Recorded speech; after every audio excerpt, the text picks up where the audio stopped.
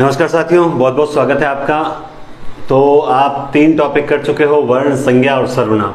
अब जो कुछ टेलीग्राम या फिर व्हाट्सएप पे कुछ क्वेश्चंस ऐसे डाले जा रहे थे जिनमें दिक्कत आ रही थी कि इसमें भाववाचक संज्ञा कैसे है, इस तरह से खूब मैसेज आए थे। और ये अच्छी बात है कि इससे पता चलता है कि हाँ, आप लगातार तैयारी के टच में हो और आप ये जानने के इच्छुक भी हो, क्योंकि जिज्ञासा जो होती है वो सबसे बड़ी होती है ना। तो इस क्लास के अंदर वर्ण, संज्ञा, सर्वनाम से संबंधित कुछ जो प्रश्न हैं मैं वो लेकर आपके सामने, मैंने कुछ अच्छे प्रश्न बनाए हैं, किस किस टाइप से प्रश्न आ सकते हैं और हमें उनके उत्तर देखने के लिए। तो थोड़ा सा एक छोटा सा मूल्यांकन है। और सबसे पहले जो मूल्यांकन की जो चर्चा करेंगे हम, वो उसी प्रश्न से करेंगे जो चल रहा था। प्रश्न था कि निम्न में से, देखिए क्लास कंटिन्यू रखें, लगभग 20, 25, 30 प्रश्नों की हम बात करेंगे। उसमें आपको हर तरह के क्वेश्चन मिलेंगे और कुछ नया सीखने को मिलेगा, क्योंकि टॉपिक कितना ही पढ़ लो, जब तक उसका मूल्यांकन नहीं होगा तब तक ये निश्चित नहीं होगा कि आपको कितना टॉपिक आता है। तो प्रश्न था कि निम्न में से किस समूह में भाववाचक संज्ञा नहीं है। अब प्रश्न है कि नहीं आप पूरे समूह की बात कर रहे हो। तो देखो मैं बता दूं, वो सामने वाला ये कह रहा है कि जो कौन सा ऐसा समूह है जिसमें एक भी शब्द अगर मिस हो रहा है तो उसका मतलब वो समूह पूरा गलत है। और यही कह रहा है कि किस समूह में भाववाचक संज्ञा नहीं है। ऐसा नहीं कि सारी नहीं है, कोई एक ऐसा शब्द मिलेगा। तो उसमें ऑप्शन थे पितृत्व, दूसरा ऑप्शन था बोलचाल, समर्पण और खुशी। ये एक तरह से एक प्रश्न नहीं होता, इसमें कई प्रश्न छिपे होते हैं। उसके बाद दूसरा ऑप्शन था मिठास, विश्वस्त, कैशोर्य और धैर्य। उसके बाद था आदमियत, खेल, सुख, क्रोध।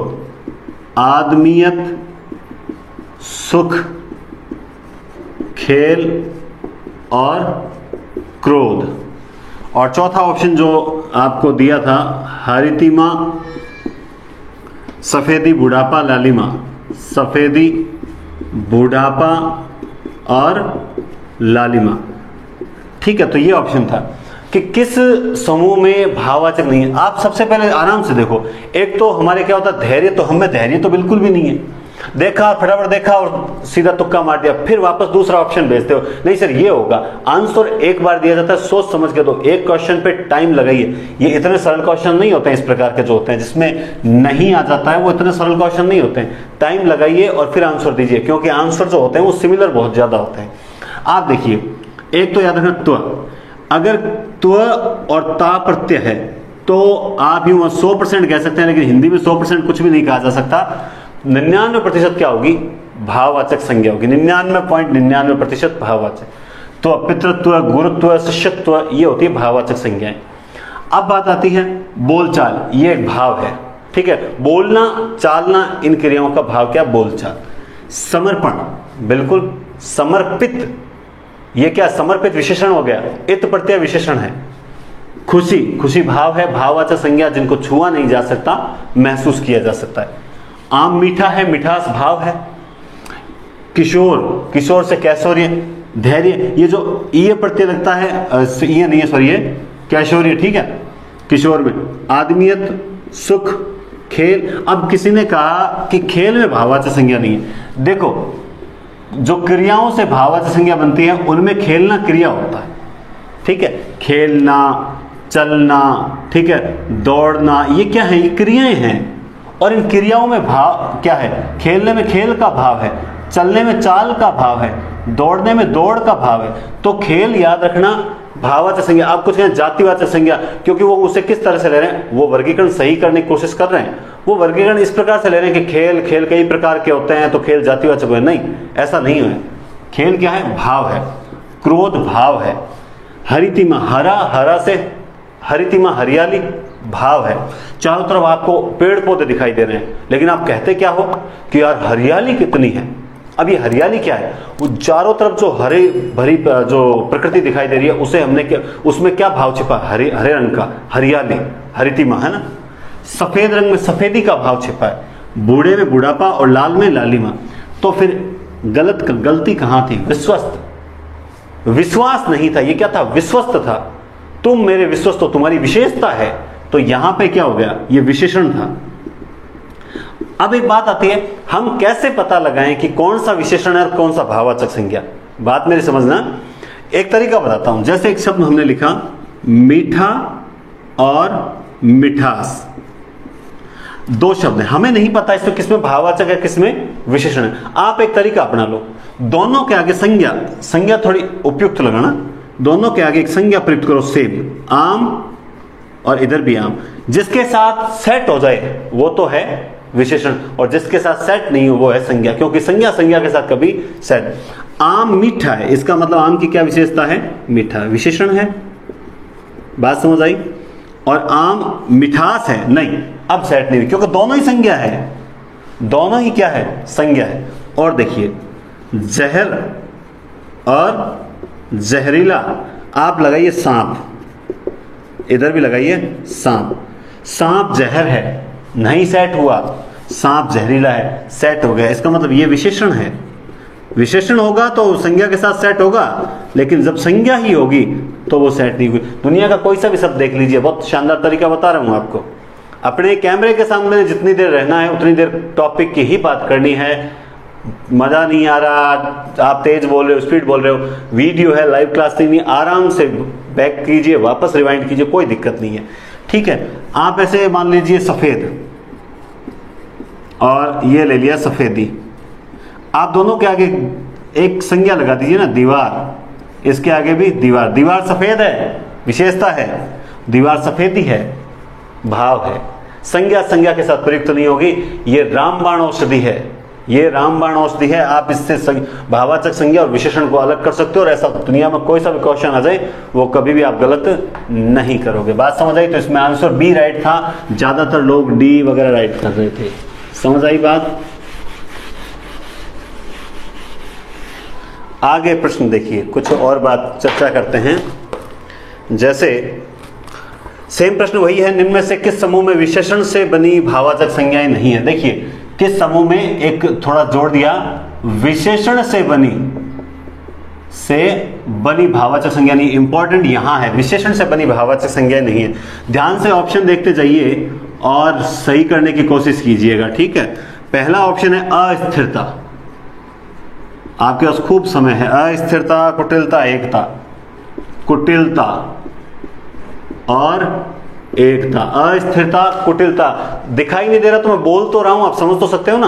अस्थिरता, कुटिलता, वैसे मैं बड़े लिखने की कोशिश कर रहा हूं, फिर भी अगर नहीं थोड़ा सा हो तो एक तो नेट का 144 में चलता है स्पीड, वो 320 480 पिक्सल में कर लीजिए, साफ दिखाई देगा। अस्थिरता, कुटिलता, एकता। सौभाग्य,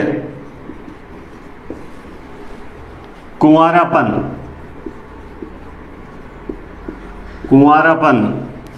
तरलता, असारता,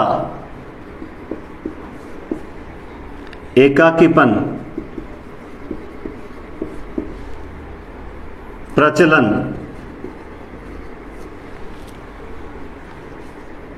और डी है ठगी, गहराई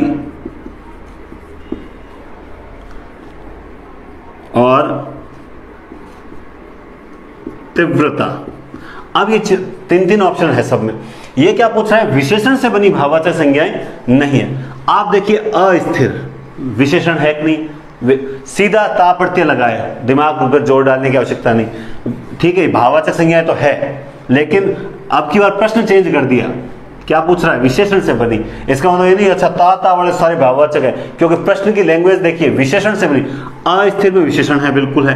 कुटिल विशेषण होता है, एक संख्यात्मक विशेषण होता है, ठीक है। सौभाग्य, ठीक है, सुभाग, ठीक है, अच्छे हाँ, सौभाग्य भाववाचक संज्ञा बिल्कुल। कुंवारा, तरल, असार, ये जग असार है, उसके जग की संसार की विशेषता हो गई। एकाकीपन, प्रचलन, सब में गहरा, तीव्र, सब विशेषण है। क्या ठग, ये जो ठग है इसमें विशेषण है क्या? नहीं है। क्यों नहीं है? क्योंकि ये जातिवाचक संज्ञा है, ये जातिवाचक संज्ञा है, इसलिए नहीं। और प्रश्न क्या था, निम्न में से किस समूह विशेषण से बनी भाववाचक संज्ञाएं नहीं है। बस इतना सा प्रश्न था। आप अगर एक एक शब्द पे गौर करोगे और आप समझते हो आपको डायरेक्ट ऐसा पूछाया जाएगा कि संज्ञा के कितने भेद होते हैं, और या फिर पूछ लिया कि राम खाना खाता है, राम में कौन सी संज्ञा, ऐसे प्रश्न पूछे जाएंगे तो ये आपकी गलतफहमी है। प्रतियोगिता का स्तर दिनों दिन बढ़ता जा रहा है, कंपटीशन टफ होता जा रहा है, तो आपको हर तरह से तैयार रहना होगा। किसी भी टॉपिक को करो, उसको टॉपिक वो कहते हैं एडी से चोटी तक पूरा पढ़ना होगा, हर तरह के क्वेश्चन का मूल्यांकन करना होगा, स्वयं क्वेश्चंस बनाने होंगे। और ये क्वेश्चन किसी किताबों से लिए नहीं गए हैं, बल्कि कोशिश की गई है कि किस तरह से टफ क्वेश्चन आ सकता है। ठीक है, तो इस तरह से ये प्रश्न आएगा, तो इसमें आंसर कौन सा होगा, ठगी। नेक्स्ट है, निम्न में से भाववाचक संज्ञा किसमें नहीं है। बॉस ये थोड़ा सरल प्रश्न है, निम्न में से भाववाचक संज्ञा किसमें नहीं है। अगर बाई चांस फिर भी आपको कोई प्रश्न सही नहीं समझ आए तो आप कमेंट्स कर सकते हो कि हमें ये प्रश्न नहीं समझ आया, इसका थोड़ा सा आप खुल के वर्गीकरण कीजिए, मैं आपको और अच्छे से क्लियर करूंगा। क्योंकि कहावत है ना कि घर पे खाना खाने बैठे, मम्मी ने 2 रोटी दी, खा गए, फिर मम्मी से बोला 1 रोटी और दे, 1 रोटी और दे। मम्मी तब तक रोटी देती रही जब तक भूख शांत ना हो गई। और मैं आपको तब तक एग्जाम्पल देता रह सकता हूं, आपको तब तक क्लियर कर सकता हूं जब तक आपकी इच्छा नहीं मतलब न बढ़ जाए कि नहीं सर अब हमें समझ आ गया, मैं तब तक आपको मूल्यांकन करवा सकता हूं। बात समझ आई? तो अब ऑप्शन ए परायापन, ऑप्शन ए परायापन, ऑप्शन बी है मेरापन, ऑप्शन सी है आत्मीयता, ऑप्शन डी है विवाहित। अब कईयों को तो चारों ऑप्शन देखते ही पता लग गया होगा कि कौन सी भाववाचक संज्ञा नहीं है, किसमें नहीं है। बात समझ आई? किसमें नहीं, देखते ही पता लग गया हो। अगर इस प्रश्न को मैं चेंज कर दूं, चलो रुको, परायापन भाववाचक संज्ञा, मेरापन भाववाचक संज्ञा, आत्मीयता, विवाहित क्या है, विशेषण है। पता लगाते हैं वास्तव में है क्या। विवाह और विवाहित, राम लगा लो आगे, राम राम, राम विवाह है, राम विवाहित है। बात समझ आ रही है? जिसके साथ सेट हो गया वो विशेषण है, जिसके साथ सेट नहीं हुआ वो क्या है, संज्ञा है। तो ये विशेषण है। अब प्रश्न देखिए, प्रश्न क्या था कि निम्न में से भाववाचक संज्ञा किसमें नहीं है। अब इस प्रश्न को थोड़ा चेंज कर, निम्न में से भाववाचक संज्ञा किसमें नहीं है, थोड़ा सा चेंज कर देते हैं। अब मुझे पता है कुछ लोग ये बोलेंगे कि सर आपकी स्पीड बहुत तेज है। मैं जानता हूं मेरी स्पीड तेज है, ठीक है। अगली क्लास जो होगी वो लगभग 4-5 दिन बाद मिलेगी आपको, और थोड़ा सा काम भी ज़्यादा रहता है इस कारण से, है ना। तो अगली क्लास बढ़िया मिलेगी, लेकिन आज क्वेश्चन पे चर्चा कर रहे हैं, मैं आपको अच्छे से समझा दूंगा, आप ये घबराने की आवश्यकता नहीं है। अपन आगे एक बार और कर लेंगे, थोड़ा 2-3 टॉपिक होने के बाद फिर से मूल्यांकन कर लेंगे। अब इस प्रश्न को अगर चेंज कर दिया जाए, निम्न में से भाववाचक संज्ञा, निम्न में से मतलब सर्वनाम से बनी भाववाचक संज्ञा नहीं है, उत्तर तो यही रहेगा। लेकिन एक बात देखिए, क्या ये पराया सर्वनाम है क्या, मेरा सर्वनाम है क्या, आत्म सर्वनाम है क्या, सर्वनाम से बनी भाववाचक संज्ञा? बिल्कुल, ये तीनों की तीनों संज्ञाएं सर्वनाम से बनी हुई है। सर्वनाम से बनी हुई संज्ञाएं कौन कौन, देखिए, पराया, अपना, अच्छा बड़े बड़े लिख देता हूं, है ना, पराया, अपना, मेरा, तेरा, निज, मम, ठीक है, मेरा, तेरा, रया, निज, मम, सर्व, ठीक है। और कोई है तो नहीं, इसमें तो खैर नहीं है, आत्म क्वेश्चन हो गया, ये हो गया, हाँ ठीक है। तो कुल मिला के ये जो होते हैं ना, ये सर्वनाम होते हैं, ठीक है। और इनसे सर्वस्व, ममत्व, निजत्व, तेरापन, मेरापन, अपनापन, परायापन, तो ये सर्वनाम से जो संज्ञा बनाई जाती है वो लगभग इन से बनाई जाती है, ठीक है। क्या है, पराया, अपना, पराया, अपना, तेरा, मेरा, निज, सर्व, मम, ये कुछ ऐसी चीजें, ठीक है। आप वीडियो, पराया, अपना, मेरा, तेरा, निज, मम, सर्व, आप इसको वीडियो को रोक के आप स्क्रीनशॉट ले सकते हो ताकि आपके आगे काम आए। आगे प्रश्न देखिए, निम्न में से किस शब्द में भाववाचक है, निम्न में से, निम्न में से किस शब्द में भाववाचक संज्ञा है। ऑप्शन ए माधुर्यता, माधुर्यता, बी धैर्यता, सी अधीरता, ठीक है, और निम्न से किस शब्द में भाववाचक है? डी सौंदर्यता। अब शब्द क्या है? चारों के चारों ता है, और हमने क्या कहा था कि ता लग जाए वो तो सारी भाववाचक संज्ञाएं होती है, तो इसका मतलब तो सारी भाववाचक संज्ञाएं होनी चाहिए। तो ऐसे प्रश्न भी कई बार हम क्या करते हैं, सीधा एक ही ऑप्शन देख के राइट लगा देते हैं। तो आप प्रश्न को ध्यान से देखिए। शब्द क्या? माधुर्यता। देखिए माधुर्यता नहीं होता, मधुरता होता है या फिर माधुर्य होता है। धैर्यता नहीं होता, धीर से धैर्य बनता है, या फिर सॉरी क्या बनता है? धीरता, धीरता बन सकता है। अधीरता एक शब्द राइट है, अधीर से अधीरता बन गया। सौंदर्य नहीं होता, क्या होता है? सुंदरता, ठीक है, या फिर होता है सौंदर्य। बात समझ आई? तो इस प्रकार से बड़े सरल प्रश्न नजर आते हैं, किंतु वो सरल होते नहीं है। दिखते अलग हैं, होते अलग हैं आंसर। और जैसे ही क्लास से बाहर जाते हैं, कंपटीशन से पेपर एग्जाम सेंटर से बाहर जाते हैं, अल्ले ओ तो मनाओ, तो अल्ले ओ तो ध्यान पढ़ो को नहीं, अल्ले अल्ले पीछे बच जाती है, तो अल्ले है ना, पीछे अल्ले बच जाती है। तो इसलिए थोड़ा सा ध्यान रखें। कौन सा समूह संज्ञा की दृष्टि से गलत है? सीधा प्रश्न है, कौन सा समूह गलत है? आपको देखना है कि जो संज्ञा निर्मित हुई है, क्या वो सही शब्द से हुई है क्या?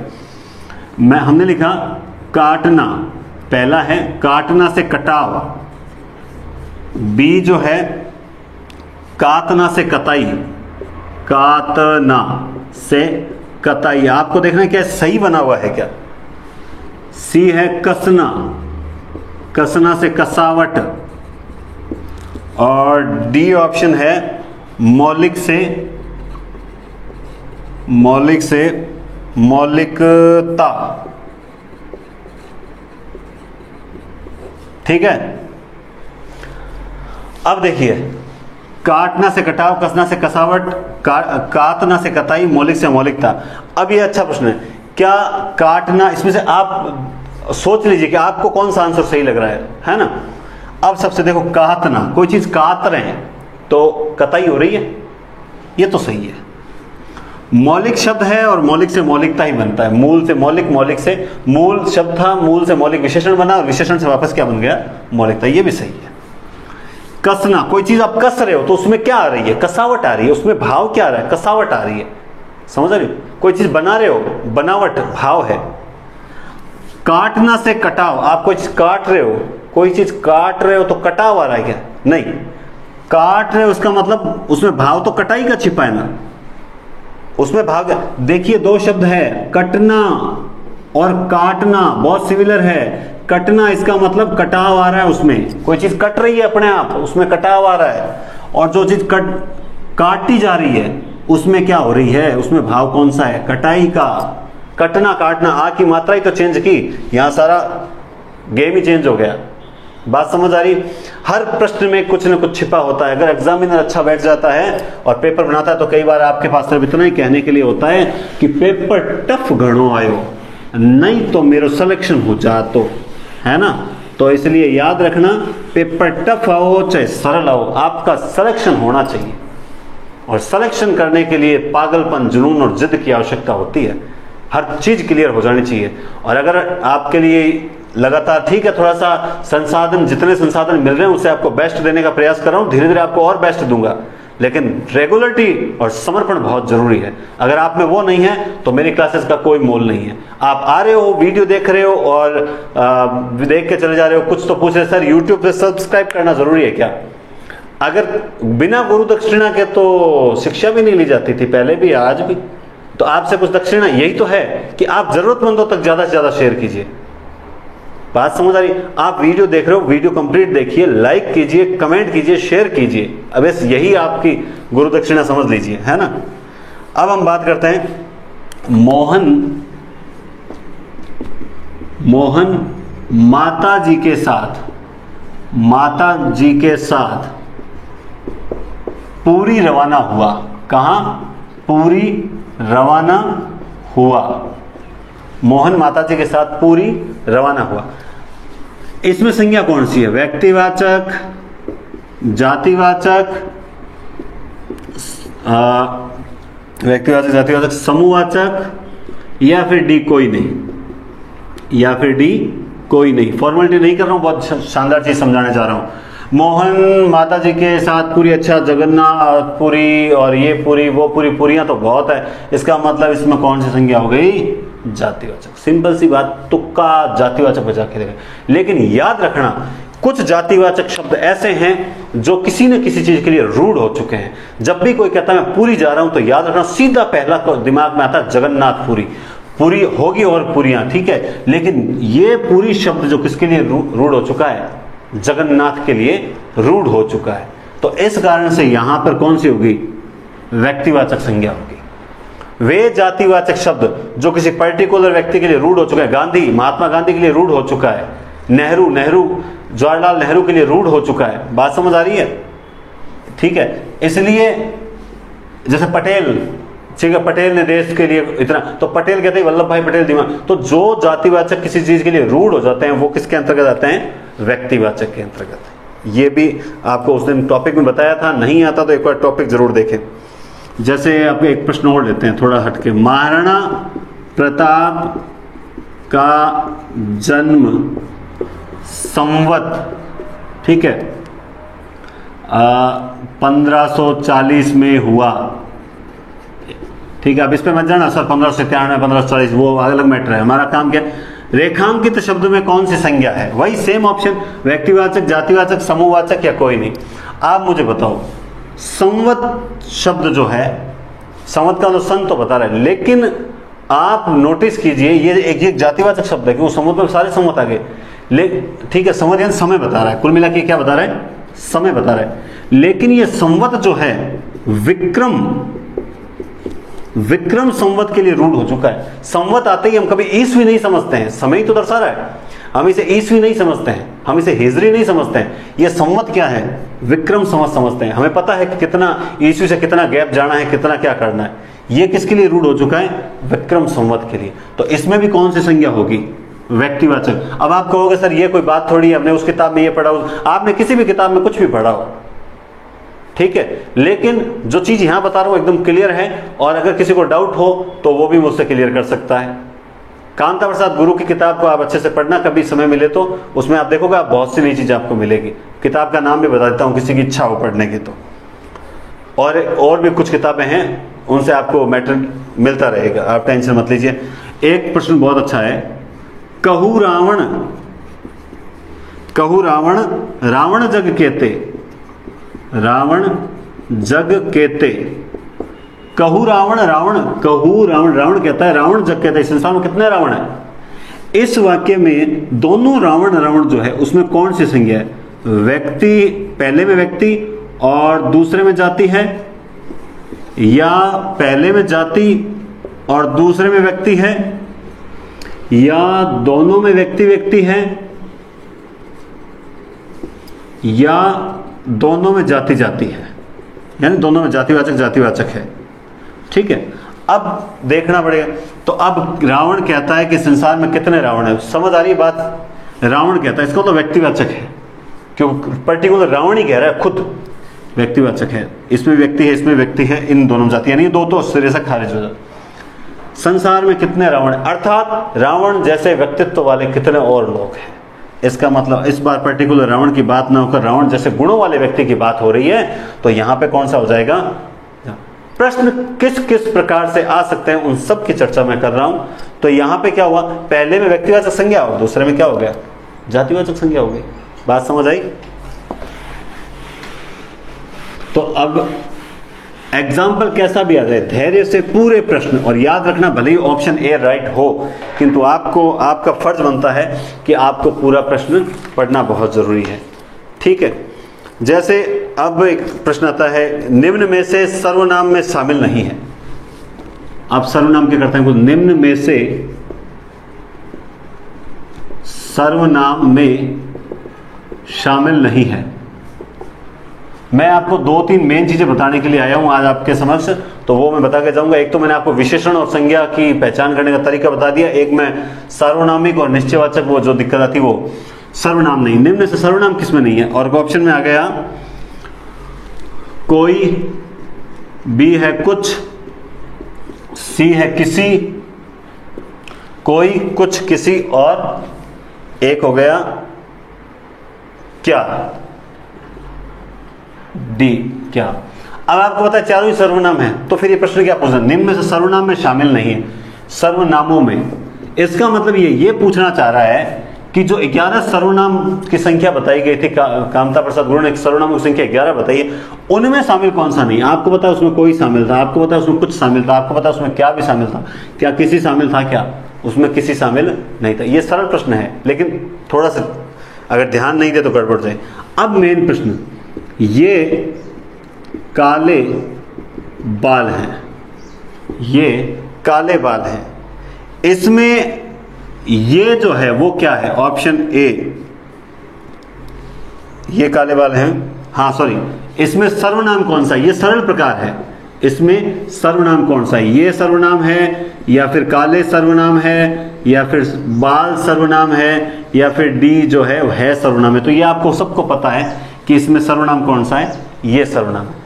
लेकिन अगर वो ये पूछे कि चलो आगे आगे प्रश्न आएगा उसमें आ जाएगा वो सारी चीज़। अब प्रश्न देखिए, मिटा देता हूँ ये मैं, दो सरल प्रश्न हो गए। अब जो प्रश्न मैं बताऊंगा 2-3 वो बहुत अच्छे प्रश्न हैं और उनमें फिर वही दिक्कत कौन सा नहीं है कौन सा है। जैसे निम्न में से किसमें निश्चयवाचक सर्वनाम नहीं है, निश्चयवाचक सर्वनाम नहीं है। एक बस ध्यान रखना इस नहीं पे जोर। 4 वाक्य आपके सामने मिलेंगे जिसमें निश्चयवाचक सर्वनाम नहीं है, आपको पहचानना है। यह कहता है केवल वही तुम्हारी सहायता कर सकता है, केवल वही तुम्हारी सहायता कर सकता है, पहला ऑप्शन है। क्या इसमें सर्वनाम है क्या, मैं दूसरा लिखूं तब तक आप देखते चलिए। इसी ने मेरी जान बचाई है, इसी ने मेरी जान बचाई है। और सी जो है तुमसे यह किताब पढ़ी न गई, तुमसे यह किताब पढ़ी न गई। चौथा दे दिया वह बड़ा बदमाश बालक है। 4 ऑप्शन है, वह बड़ा बदमाश बालक है। आप ध्यान से देखिए, निश्चयवाचक सर्वनाम किसमें नहीं है, ये बस इतना पूछ रहा है, ठीक है। केवल वही तुम्हारी सहायता कर सकता है। देखिए निश्चयवाचक का क्या नाम था, संकेतवाचक और निर्देशवाचक। क्या संकेत कर रहा है, केवल वही संकेत कर रहा है, केवल वही तुम्हारी जान बचा सकता है ना, सहायता कर सकता है। कौन सा सर्वनाम है, निश्चयवाचक है, क्लियर है, वही, इसी ने मेरी जान बचाई है। संकेत है कि नहीं है, वाक्य का भाव समझिए। वह बड़ा बदमाश बालक है, वह बड़ा बदमाश बालक है, वह बड़ा बदमाश, ठीक है, उसकी ओर, वह दूर के लिए, यह नजदीक के लिए। अब तो फिर इसमें क्यों नहीं है, आप देखिए इसमें तो यह आया, ये तो क्लियर है निश्चयवाचक।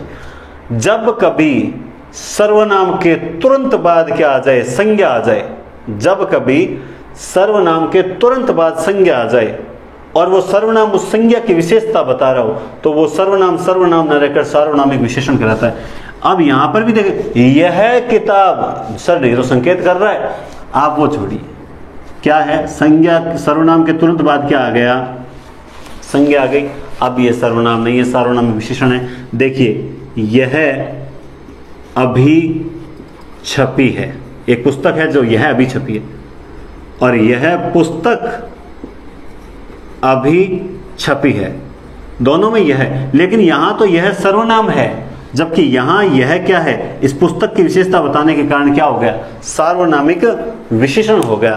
तो इसमें कौन सा राइट होगा, सी। इसमें निश्चयवाचक सर्वनाम ना होकर क्या है, सार्वनामिक विशेषण है। बात समझ आई। जब कभी एक ही फैक्ट पकड़ लो ध्यान से कि सर्वनाम के तुरंत बाद अगर कोई संज्ञा आ गई तो सर्वनाम सर्वनाम ना रहकर सार्वनामिक विशेषण कहलाएगा। बात समझ आई।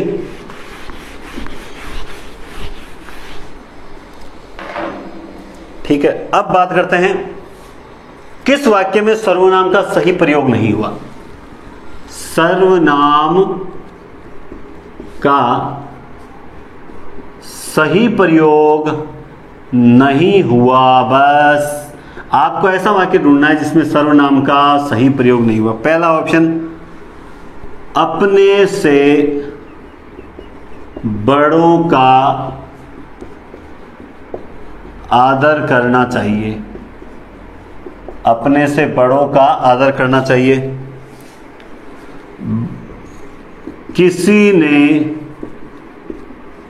उसका पर्स छीन लिया। किसी ने उसका पर्स छीन लिया। सी,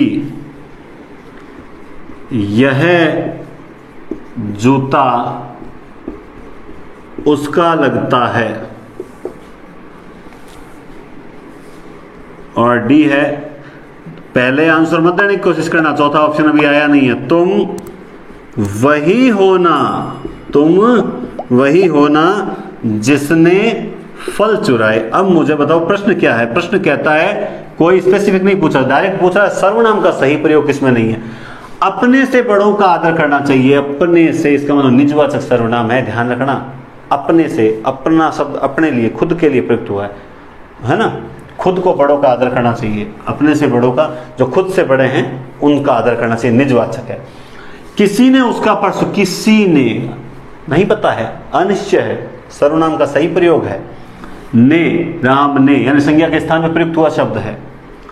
यह जूता उसका लगता है, यह जूता, यह सर्वनाम, लेकिन तुरंत बाद क्या आ गई, संज्ञा आ गई, यह जूता। और संज्ञा, सर्वनाम के तुरंत बाद अगर संज्ञा आ गई तो फिर आपको सोचने की जरूरत नहीं, वो कौन सा होगा, सार्वनामिक विशेषण। लेकिन आगे वाला और देख लीजिए, तुम वही होना, बिल्कुल तुम भी सही है और वही भी सही है, इसका मतलब, और जिसने, इसका मतलब ये भी तो, इसमें तो सर्वनाम का अच्छा प्रयोग है, तो इसमें राइट कौन सा होगा, यह जूता उसका लगता है। क्यों लगता है, क्योंकि इसमें सार्वनामिक विशेषण है, इसलिए जूता उसका लगता है। सार्वनामिक विशेषण नहीं होता तो जूता अपना होता। बात समझ आई।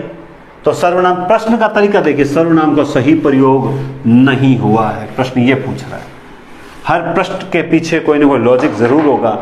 और कितना टाइप की बनाएगा, हम हर टाइप के क्वेश्चंस की चर्चा करेंगे। आप तो बस ढंग से अच्छे से सेट करते जाइए दिमाग के अंदर, कितने बनाएगा। अगला, जो सर्वनाम है उसका संबंधवाचक बहुवचन क्या होगा। संबंधवाचक बहुवचन क्या होगा। पहला, जिनमें, बी होगा जिसमें, सी होगा जिनको, और डी होगा जिन्हें। देखिए, अब इसमें संबंधवाचक जो का, अब सबसे पहले तो जो को आप कर्ता में बदलिए। कर्ता की विभक्ति क्या होती है, ने, तो जो का क्या हो जाएगा, जिसने। ठीक है। करण कारक जिससे, अपादान जिससे, संबंध का के की, ठीक है, जिसका, ठीक है, जिसका हो जाएगा। और ये क्या पूछ रहा है, का के की, है ना। ये पूछ रहा है बहुवचन संबंध, अच्छा सॉरी मैंने क्या पूछ लिया, संबंधवाचक, सॉरी गलत, में इसको प्रश्न करना था, अधिकरण, अधिकरण है ना। प्रश्न मैं तो डबल लिख दिया, जो संबंधवाचक सर्वनाम को अधिकरण बहुवचन में बदल, अधिकरण। तो जो को हमने सबसे पहले कर्ता में ले गए थे, तो कर्ता की विभक्ति होती है ने, तो उसको बना जिसने। अब इसको करण में लेके आओ तो क्या बन गया, जिससे। अब इसको लेके आओ अपादान संबंध में, तो हो जाएगा जिसका। और अब अधिकरण में लेके आओ तो हो जाएगा में पे पर, जिसमें या जिस पर, जिस पर या जिसने। अब इसका बहुवचन तो क्या हो जाएगा, जिन में या जिन पर। सबसे पहले उसे उस अधिकरण की एक वचन में लेके आओ, उसके बाद उसे बहुवचन में, तो ये क्या हो जाएगा, जिन में।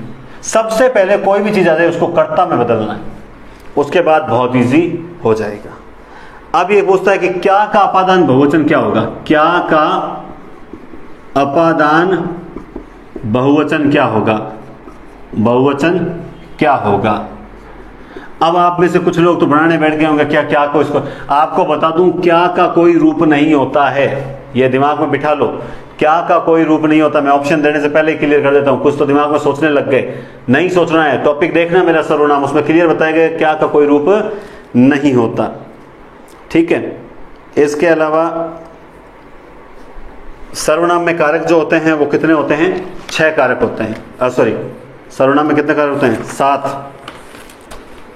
अब बात करते हैं कुछ वर्ण के 2-4 क्वेश्चंस की ओर।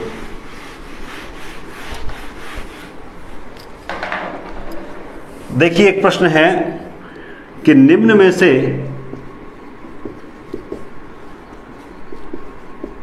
कौन सी बात गलत है?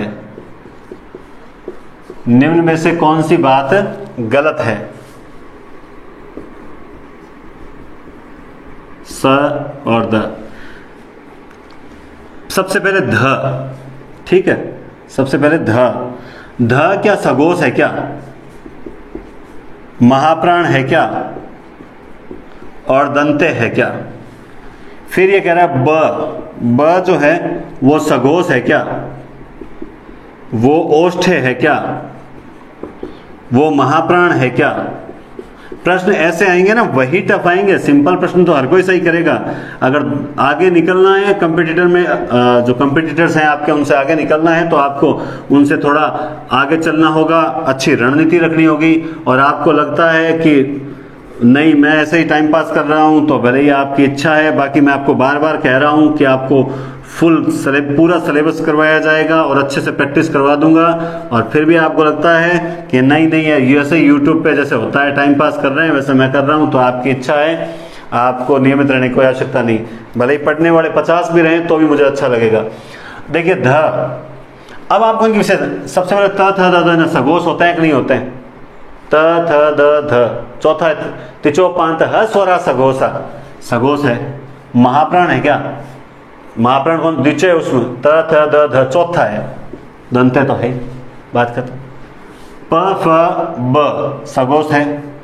ओष्ठ है क्या? महाप्राण है। अब ये क्या कह रहा है? प फ ब भ, है ना?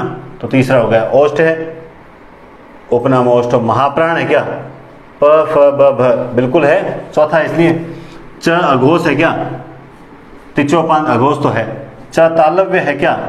ईचु ऐसा नाम। अल्पप्राण है क्या? अल्पप्राण भी है। तो फिर गलती कहाँ रह रही है? या हमने कहीं छोड़ दी? ख कंठे है, क ख। महाप्राण है क्या? द्विचय उसमें महाप्राण है। दूसरा है अघोष है क्या? अघोष कौन से होते हैं? तिचोपांत है, पहला दूसरा। तो गलती कहाँ रह गई? कहीं ना कहीं गलती तो पक्का रही है। हमने सगोस महाप्राण दंते लिख दिया, सगोस ओष्ठ्य महाप्राण लिख दिया, और अघोष तालव्य अल्पप्राण लिख दिया। अब गलती कहाँ रही? त थ द ध सघोष। चौथा है महाप्राण द्विचय उस, ये लिख लो, त थ द ध, ये चौथा है। द्विचय उष्म महाप्राण है, तो चौथा है महाप्राण तो है।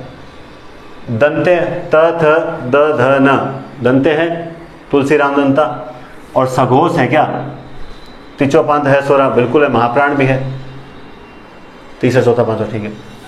अब प फ ब, तीसरा है सघोष तो है, ओष्ठ है, उपनामो ओष्ठो, प पूरा वर्ग आ गया। महाप्राण है क्या? महाप्राण होता है दूसरा और चौथा। और प फ ब, ये कौन सा? अब देखो गलती कहीं पर भी हो सकती है। ये क्या होना चाहिए था? 135 अंत स्वरा अल्प प्राण है ना, अल्प प्राण होना चाहिए। तो इसका मतलब गलती अब पकड़ में नहीं आती है। कई बार बड़े से बड़ा विद्वान भी गलती कर देता है, अपना टॉपिक क्लियर हो फिर भी हम ओवर कॉन्फिडेंस में भी गलती कर सकते हैं। आपको देखना पड़ता है। इसीलिए जब गलती नहीं पकड़ने में आई तो दोबारा देखा, ठीक है, ये गलती यहां रह रही है। बात समझ आई? प फ ब तीसरा है। तीसरा किसमें आता है? अल्प प्राण में आता है। बात समझ आई? इस तरह के जो प्रश्न होते हैं वो प्रश्न आपको माइनस में ले जाते हैं। अब है जैसे आ गया मृदु या कठोर व्यंजन, मृदु या कठोर व्यंजन, या फिर इनको कह दूं परुष व्यंजन कौन से होते हैं? ऑप्शन ए अघोष, बी सघोष, सी अल्पप्राण और डी महाप्राण। 4 होते हैं, अघोष, सघोष, अल्पप्राण और महाप्राण। अब मुझे बताओ, मृदु या कठोर या परुष व्यंजन किन्हें कहा जाता है? यह आपको पहले ही बता दिया था भाई, जिनमें गूंज उत्पन्न नहीं होती। और गूंज किस में उत्पन्न नहीं होती? जो कठोर हैं उनमें गूंज उत्पन्न नहीं होती, जो एक बार बजा और बजकर तुरंत वहीं रुक गया। और जो थोड़े से कठोर नहीं है, टन चलती रही गूंज, इसका मतलब वो सघोष है, वो गूंज के साथ है, ध्वनि के साथ है। तो ऐसे व्यंजन कौन से हैं जिनमें गूंज नहीं है? वो है अघोष। इसके अलावा जैसे ये पूछता है नवीन विकसित ध्वनियां कौन सी है? नवीन विकसित ध्वनियां, हिंदी में नवीन विकसित ध्वनियां कौन सी है?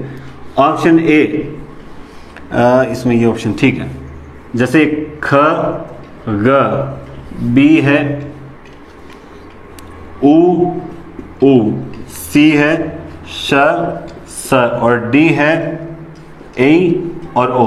सिंपल सा प्रश्न है, नवीन विकसित ध्वनियां, ये अपने स्वरों में पहले से शामिल है, ये व्यंजन में शामिल है, ये कैसी ध्वनियां हैं? नवीन विकसित ध्वनियां हैं। बात समझ आ रही है? इसके अलावा अब प्रश्न इस प्रकार से आ जाए, निम्न में से ताड़न जात है, ताड़न जात नहीं है बल्कि र है, ऐसा प्रश्न है। निम्न में से र की कौन सी विशेषता है? पहला कंपन जात, बी ताड़न जात, सी पार्श्विक और डी ऑप्शन है अलीजीवा। अब आपको अगर रटा हुआ है टॉपिक तो याद रखना कि ताड़न जात कौन से होते हैं? उच्छिप्त या ताड़न जात, ड़ ढ ड़ ढ। पार्श्विक कौन सा है? मुख का पार्श्व ल। अलीजीवा कौन सा है? ह। काकल्य नाभिक के अलीजीवा कौन सा है? ह। तो फिर र कैसा है? कंपन जात, लुंठित या कंपन जात। बात समझ आई थी? लुंठित या कंपन जात। तो इसलिए अगर आपको टॉपिक क्लियर है, उंगलियों पे है, तब तो कोई दिक्कत नहीं होगी। और आपने सिर्फ वीडियो को फॉरवर्ड किया, टाइम पास कर लिया, आपको लगता है नहीं ये मुझे आता है। याद रखना, प्रश्न हमेशा सरल टॉपिक से गलत होते हैं, क्योंकि टफ टॉपिक को हम बड़ा सीरियसली करते हैं। एक बहुत अच्छा प्रश्न और है मेरे पास, द्विस्पष्ट,